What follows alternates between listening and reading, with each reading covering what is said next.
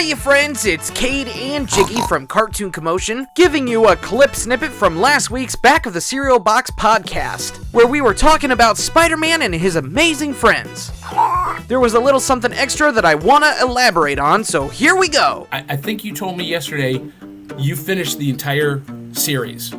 Yeah, actually, I rewatched all 3 seasons, and I took copious notes.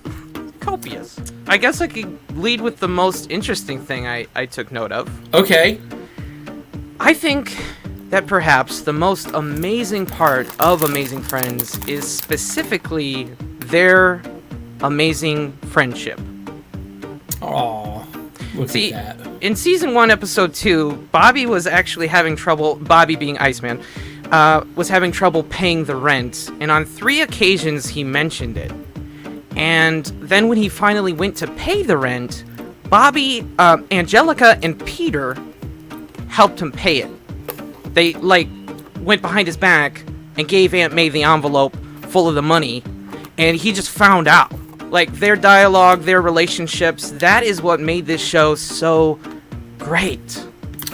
So, did you pick up on this, Cade? As a kid, I always thought that there was a romantic tension between Peter and Angelica, but Peter never acted on it because I think Bobby also had a crush for Angelica, and he never moved in and respected his friend as well. Well, believe it or not, this is actually addressed quite a lot in the show. Is it? Yeah, in episode 8 of season 1, Iceman actually got Peter, or Spidey, to confess that he truly cares for Angelica, but he's afraid that if he's rejected, it would literally be the end of Amazing Friends. Spider Friends. It was literally a case of unmet love at every turn. In that same episode, Bobby confessed that he also likes Angelica, but he can't get close to her because he said that fire and ice don't exactly mix. But they complement each other perfectly.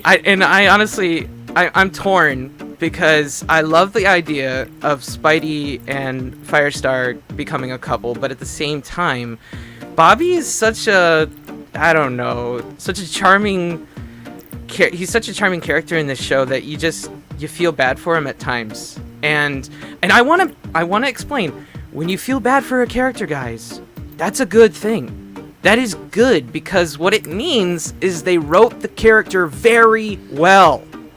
Okay, so there's nothing wrong with feeling bad for a character like this character's missing out. Okay, you should feel bad for characters because that means that they're doing a good job in the writing.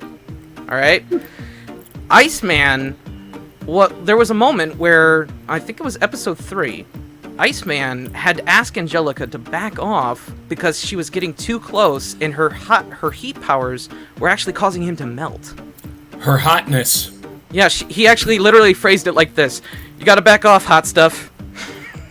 I love that. The thing I didn't get to say on the podcast was that I think that the core message of Amazing Friends is to go and be amazing friends to each other. It's sort of like Bill and Ted's Be Excellent to Each Other, but a little bit more personal. If you want to catch the whole replay of this podcast, you can go right over here and check it out. Otherwise, stay tuned because there's more in the works where that came from. All right, play us out, Jiggy.